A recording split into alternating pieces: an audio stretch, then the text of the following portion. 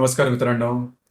मिथुन राशीच्या चतुर्थ स्थानामध्ये रवी, बुध आणि शुक्र या तिन्ही ग्रहांची युती केतू बरोबर होणार आहे सप्टेंबर महिन्यात. त्याचप्रमाणे सप्टेंबर या संपूर्ण महिन्यामध्ये मिथुन राशीचा नंबर 1 चा जो अशुभ ग्रह आहे मंगळ, जो की तुमच्याच राशीमध्ये म्हणजे मिथुन राशीमध्येच भ्रमण करणार आहे. अर्थात चतुर्थ जे स्थान आहे ते मातेच्या संदर्भात समजलं जातं. तुमच्या घरच्या ज्या व्यक्ती आहेत, फॅमिलीच्या संदर्भात समजलं जातं.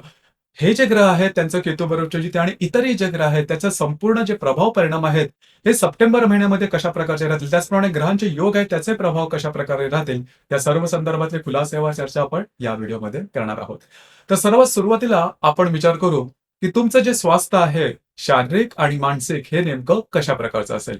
जसे की तुमच्या राशीचा जो स्वामी आहे बुध, जो की तुमच्या द्वितीय स्थानामध्ये भ्रमण करतोय, 4 तारखेनंतर तृतीय स्थानात भ्रमण करेल आणि दिनांक 24 तारखेनंतर हा तुमच्या तृतीय स्थानामध्ये भ्रमण करणार आहे. याचप्रमाणे तुमच्या राशीमध्येच मंगळ सुद्धा भ्रमण करणार आहे. मंगळ हा तुमच्या राशीचा षष्टेश आहे, त्याचप्रमाणे जो अष्टमेश आहे शनी, जो की तुमच्या भाग्यस्थानामध्ये वक्री आहे.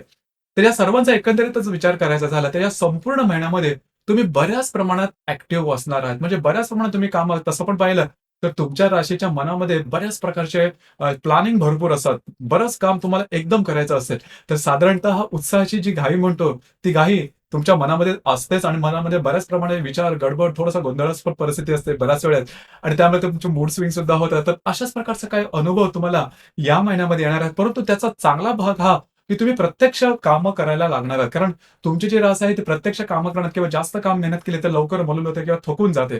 तर तसा अनुभव या महिन्यामध्ये अजिबात येणार नाही. त्यामुळे जी कामं अडकलेली आहेत, जी कामं पूर्ण होत नाहीत, जी कामं करण्याकरता शारीरिक मेहनतीची गरज आहे, अशा प्रकारची कामं तुम्ही या महिन्यात करणार आहात. तुमचं फिरणं वगैरे, ट्रॅव्हलिंग वगैरे बऱ्याच प्रमाणात होणार, जास्त होणार. जी कामं तुमची अडकलेली आहेत, पूर्ण होत नाहीत, प्रलंबित आहेत किंवा डॉक्युमेंटेशन, कमिटमेंट, प्रॉमिसेस या सर्व संदर्भातली जी कामं आहेत, ती तुमची या महिन्यामध्ये होणार आहेत किंवा तुम्ही पूर्ण करण्याकडे तुमचा कल राहील. त्यामुळे या महिन्यामध्ये तुम्ही बऱ्याच प्रमाणात ऍक्टिव्ह राहील. इथे फक्त एकच गोष्ट आहे, की शारीरिक दुखापतीचे प्रसंग वगैरे येऊ शकतील. तर थोडीशी काळजी घ्या. लागणं, कापणं, खरचटणं अशा प्रकारच्या काही छोट्या-मोठ्या त्रास होऊ शकतील. त्या ठिकाणी थोडंसं लक्ष देणं गरजेचं आहे. मात्र हा संपूर्ण महिना हा बराचसा तुमच्या धावपळीचाच असाच दिसून येणार आहे. जर का शारीरिक व्याधीच्या संदर्भातला तुमचं कुठलं समजा मेडिकल हिस्ट्री असेल, त्या संदर्भातले काही समजा सिम्प्टम्स किंवा लक्षणं दिसतील, त्यावर थोडं काम करणं गरजेचं राहील.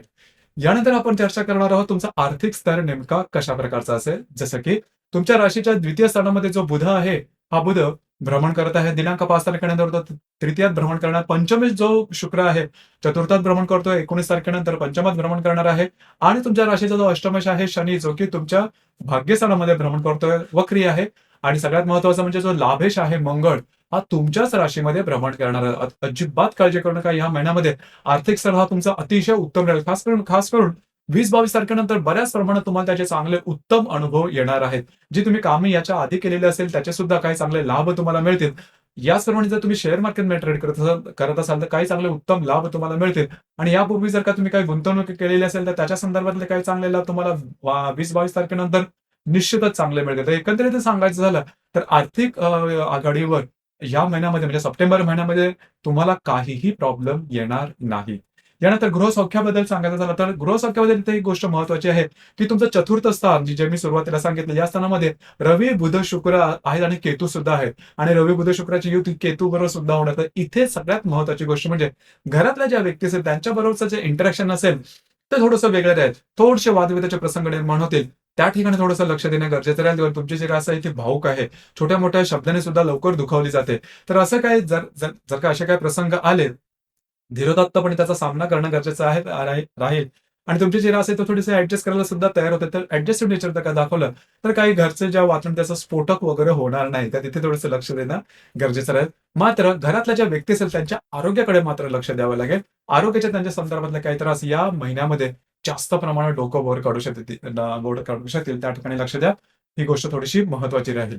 याचप्रमाणे लव्ह लाईफ बद्दल सांगायचं झालं तर तुमच्या राशीचा जो पंचमेश आहे शुक्र, जो की चतुर्थात भ्रमण करतोय दिनांक 19 तारखेनंतर पंचमामध्ये भ्रमण करणार आहेत. अजिबात काळजी करू नका. गेल्या साधारण 1-1.5 महिन्यामध्ये तुम्हाला जाणवलं असेल की ज्यांच्या तुम्ही रिलेशनशिपमध्ये असाल त्यांच्यावर थोडंसं दूर गेलेलं असेल, त्यांच्याबरोबर ज्या म्हणतात वादविवादाचे प्रसंग निर्माण झालेले असेल. या महिन्याच्या साधारण 20-22 तारखेनंतर बऱ्याचशा गोष्टी मार्गी लागतील. तुमच्या दोघांमधले जे हार्मनी आहे ते खूप चांगल्या प्रकारचे दिसून येईल. जर काही नवीन रिलेशनशिप बनवायची असेल तरी सुद्धा या महिन्यामध्ये गोष्टी त्या बऱ्याचशा तुमच्यासाठी फेवरेबल असू शकतात. त्याच्यामुळे काळजी करू नका. ज्या गर्भवती महिला आहेत त्यांच्यासाठी सुद्धा थोडंसं आरोग्याकडे लक्ष द्या. मात्र मगाशी जे तुमच्या राशीबद्दल बऱ्याच प्रमाणात तुमचा या महिन्यामध्ये धावपळ होणार आहे. धावपळीकडे लक्ष द्या. मनाच्या भावभावनांकडे लक्ष द्या. ही गोष्ट थोडीशी ज्या गर्भवती महिला त्यांनी सांभाळणं गरजेचं राहील. जे विद्यार्थी वर्ग आहे त्याच्यासाठी हा कालावधी आहे तो बराचसा व्यवस्थित राहील. काही काळजी करू नका. वैवाहिक जीवनाबद्दल सांगायचं झालं तर तुमच्या राशीचा जो सप्तमेश आहे गुरु, जो की तुमच्या व्ययस्थानामध्ये भ्रमण करतो आहे. तर साधारणतः गेल्या 2-3 महिन्यात तुम्ही बघितलंच असेल, तर जे वैवाहिक जोडीदार आहेत थोडेफार त्यांच्या विचारांमध्ये त्यांच्या काळजीमध्ये राहत दिसेल. त्यांच्या थोडंसं आरोग्याकडे लक्ष द्या. थोडंसं तुमच्यामध्ये एक दुरावा होतोय, की अशा प्रकारची काळजी निर्माण होईल. पण तो काळजी करू नका. त्याचा फारसा मोठा परिणाम होणार नाही. यामध्ये खास करून जो मंगळ तुमच्या राशीमध्ये भ्रमण करतो, तो सप्तम दृष्टीने तुमच्या सप्तम स्थानाला पाहतोय. इथे थोडंसं तुम्हाला जाणवेल, की थोडंफार तुमच्या दोघांमध्ये जी नॉर्मल हार्मोनी आहे ती व्यवस्थित दिसत नाही. पण त्याचा फारसा मोठा परिणाम तसा काही होणार नाही. याचप्रमाणे जे तुमचं कार्यक्षेत्र आहे त्या संदर्भात सांगायचं झालं का, तर कार्यक्षेत्रा संदर्भात थोडंसं जास्त मेहनत करावी लागेल. थोडंसं जास्त फिरणं वगैरे होईल.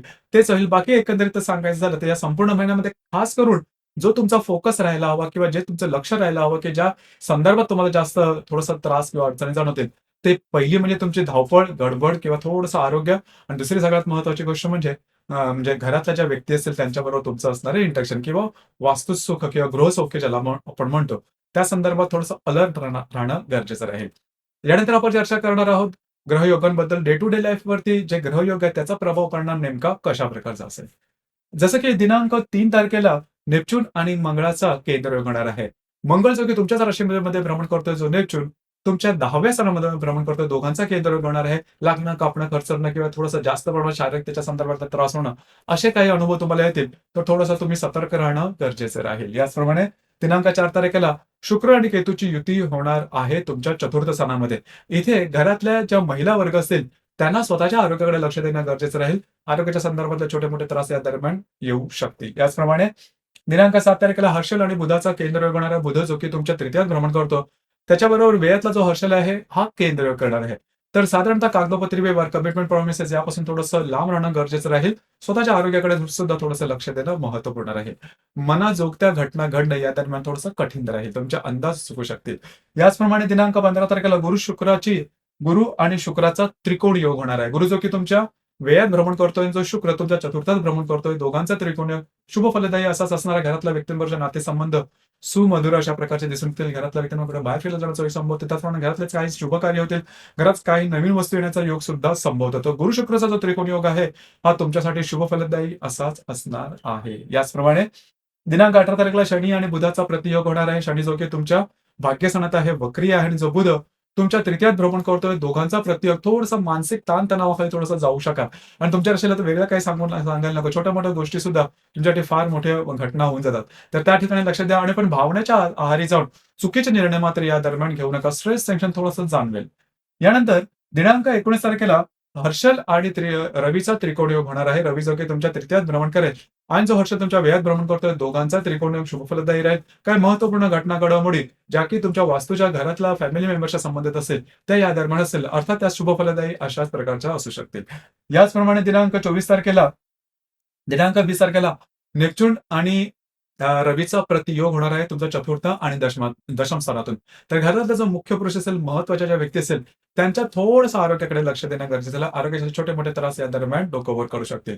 याचप्रमाणे दिनांक 24 तारखेला हर्षल आणि बुधाचा त्रिकोण योग सुद्धा होणार आहे. हर्षल जो की तुमच्या व्ययात भ्रमण करतोय, जो बुध तुमच्या चतुर्थात भ्रमण करतोय. दोघांचा त्रिकोण योग तुम्हाला घरातल्या ज्या व्यक्ती असेल त्यांच्या संदर्भातले काही महत्त्वपूर्ण निर्णय तुम्ही घेऊ शकाल किंवा वास्तूच्या संदर्भातले काही महत्त्वपूर्ण निर्णय किंवा चांगला तुम्हाला आयडियाज वगैरे येऊ शकतील. जर तुम्हाला नवीन वास्तू घ्यायची असेल, तर या दरम्यान तुम्हाला काही चांगल्या अपॉर्च्युनिटी वगैरे मिळू शकतील. घरातल्या व्यक्तींबरोबरचे नातेसंबंध चांगले राहतील. याचप्रमाणे दिनांक 25 तारखेला बुध आणि नेपच्यूनचा प्रतियोग सुद्धा होणार आहे. तुमच्यापेक्षा वयाने ज्या लहान व्यक्ती असेल, त्यांच्या संदर्भात थोडंसं आरोग्याकडे लक्ष देणं गरजेचं राहील. हा जो योग आहे दिनांक 25 तारखेला आहे. सगळ्यात महत्त्वाचं म्हणजे 28 आणि 29 तारखेला चतुर्थ स्थानामध्ये रवी, केतू आणि बुध, केतू या दोघांची युती होणार आहे. हा कालावधी खास करून महत्त्वाचा राहील. सगळ्यात महत्त्वाचं म्हणजे या दरम्यान तुमच्या घरातलं जे वातावरण आहे, ते गढूळ होण्याची शक्यता जास्त प्रमाणात आहे. त्याचं कारण घरातल्या ज्या व्यक्ती असेल, पुरुष वर्ग असेल, त्यांच्यावर वादविवादाचे प्रसंग किंवा त्यांच्या आरोग्याच्या संदर्भातले काही त्रास, अशा काही संदर्भ डोकं वर करू शकतील आणि त्याच्यामुळे घरातलं वातावरण